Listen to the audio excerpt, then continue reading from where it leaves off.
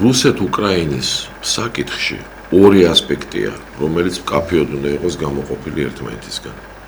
პირველი ასპექტი ეს არის თავად რუსები და უკრაინელები. მე ამაზე ხშირად საუბრობ და ეხლა გავმეორდები.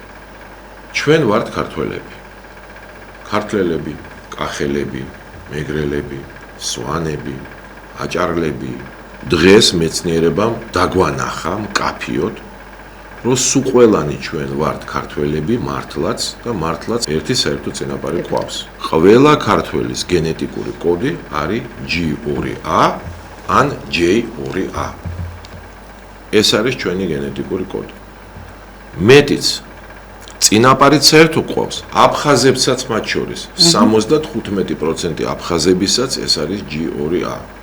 ანუ საერთო წინაპარი გვყავს ქართველები ვართ ეს ერთი და ენაც მიუხედავად იმისა რომ დღეს მეგრული ენა და სვანური ენაც ეს დიალექტიკი არა ფაქტობრივად ცალკე ენაა მაგრამ მიუხედავად ამისა სვანურიც აფხაზურიც მეგრულიც და ქართლულიც ყველა ამ ენას ერთი საერთო წინა ენისგან მოდის ეს ენები ესე იგი ჩვენი წინაპრები ლაპარაკობდნენ ერთ ენაზე რომელიც მერე რამოდენიმე 1000 წლის წინ აქ დავამიდის ზოგი ამბობს ეს 2000 წლის წინ მოხდა ზოგი 10000 წლის წინ მოხდა მაგრამ რამოდენიმე 1000 წლის წინ ამ ენებმა დაიწყო გაყოფა მაგრამ ერთი საერთო ენიდან მოდიან ესენი ანუ ჩვენ გენეტიკურადაც ერთი ხალხი ვართ და ჩვენი ენებიც საერთო ენიდან მოდიან მართალია ხა აფხაზები ცდილობენ დაამტკიცონ რომ მათი ენა არ მოდის იგივე წინაპარი ენიდან რაც ყველა დანარჩენი მაგრამ ეს ყუილია ერთი ენიდან მენტალობაც კულტურაც ყველაფერი ჩვენი კი თავისებურებები არის მაგრამ ჩვენ ერთი ხალხი ვართ აი ზუსტად ასევე ერთი ხალხია აბსოლუტურად რუსები და უკრაინელები უფრო მეტად ერთი ხალხია ვიდრე ჩვენ იმიტომ რომ რუსული და უკრაინული ენის გაყოფა დაიწყო 400 წლის წინ დაახლოებით და ისიც ერთი წინა სლავური ენიდან მოდის და რუსები და უკრაინელები გენეტიკურადაც აბსოლუტურად ერთი ხალხი, აბსოლუტურად ერთი გენი აქვთ. რწმენიცაც მართლმადიდებლები არიან, აი ამ ომის დროს კათოლიკური ეკლესია ცდილობს რომ გრეკო-კათოლიციზმში გადაიყვანა კიდევაც 1.5 მილიონი კაცი რო იცოდეთ. მაგრამ რწმენაც ერთი აქვთ, მენტალობაც აბსოლუტურად ერთი აქვთ და მეტიც ჯერ კიდე 100 წლის წინ ეს ხალხი თვლიდა რომ აბსოლუტურად ერთი ერია და ეხლაც ჩანს რომ უმრავლესობა არ გამოყოფს ერთმანეთისგან თავის თავს. თუმცა ეროვნება ეს ფსიქოლოგიური საკითხია. თუ შენ თვლი რომ ფრანგი ხარ, ქართული გენიც რო გქონდეს. ახლა დღეს ბევრი უკრაინელი ამბობს, მე არა ვარ რუსი, მე ვარ უკრაინელი და ამას პატივი უნდა ვცეთ, სხვა ერია უკვე. მაგრამ ეს ერთი ხალხია. და ნათესაობაც ერთი აქვს. ახლა დააკვირდით. ომის წინ ვინ იგებს ომსო? ვინ იგებს ომს ჩანს იქიდანაც რომ 42 მილიონი კაცი ცხოვრობდა უკრაინაში, უკრაინელი და ეხლა ცხოვრობს 22 მილიონი. 20 მილიონი კაცი დაკარგა ქვეყანამ და აქედან რეალურად დღეს 15 მილიონი რუსეთში წავიდა და რუსეთში ცხოვრობს. და მხოლოდ 5 მილიონი წავიდა დასავლეთში. რატო წავიდა ეს 15 მილიონი რუსეთში? იმიტომ რომ ესენი ძმები არიან, ღვიძლი ძმები და თავისაში წავიდა, თავის საძმოში წავიდა, თავისიანებში წავიდა ეს 15 მილიონი. სხვათა შორის თავიდან 10 მილიონი უკრაინელი წავიდა დასავლეთში ეგონათ რომ ფულს მოგცემენ გავდიდდები და 5 მილიონი უკან დააბრუნეს. ასე რომ 5 მილიონი ეხა დასავლეთში და 15 მილიონი რუსეთში დაბრუნდა. მეტიც ის 22 მილიონი რომელიც დარჩა აბსოლუტური უმრავლესობა იქიდან რუსულად წყინვალედ ლაპარაკობს კი არა უკრაინული არ იცის.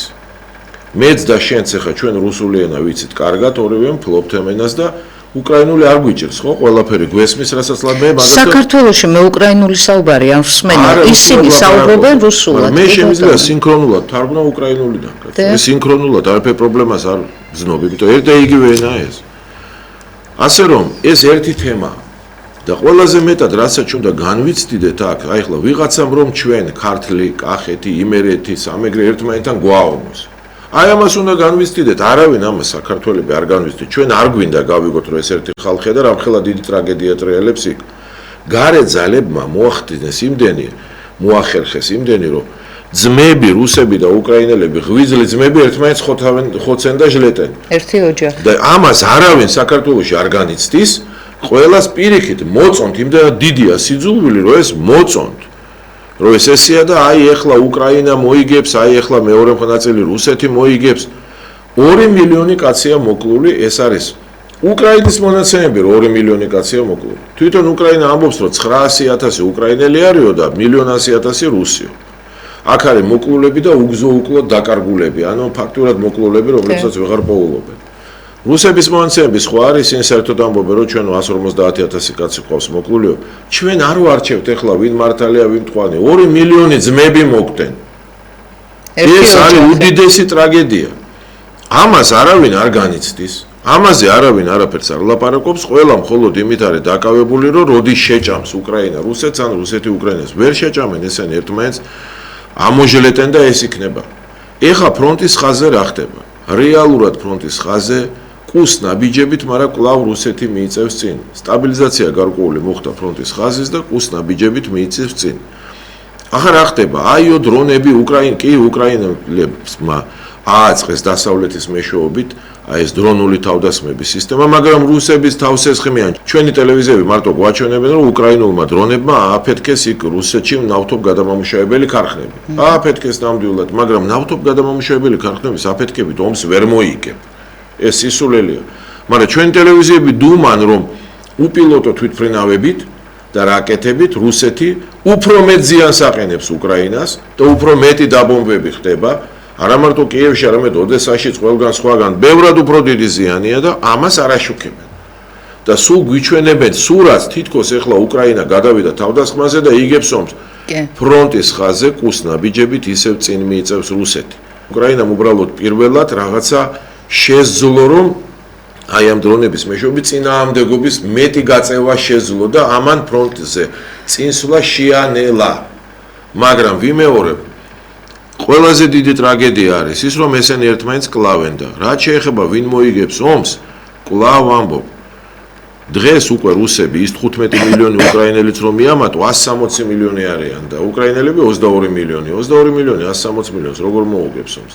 აქ იმაზე უნდა ვიფიქროთ, რომ რუსეთს რა უნდა, რუსეთი რატომ იდის კუსნაბიჯებით, ის ცდილობს ამერიკასთან მოძებნოს საერთო ენა და ვერ პოულობს. რა მოხდება ამ შემთხვევაში? რა მოხდება და ჩემი პირადი აზრით რუსები გამოიყენებენ ძალიან სერიოზულ იარაღს, შეიძლება ატომურს არა, მაგრამ არა ნაკლებს და დაარტყავენ უშუალოდ პოლონეთს. იცის თუ არა ეს პოლონეთმა? იცის, ამიტომ დააკვირდით პოლონელები ხმას აღარ იღებენ, აქამდე ხო ლანძღავდნენ დღე-დაღამე რუსეთს. ეხლა საერთოდ კლინს არ ძრავენ, გაჩუმებულები არიან, არაფერში არ ერებიან, რატო?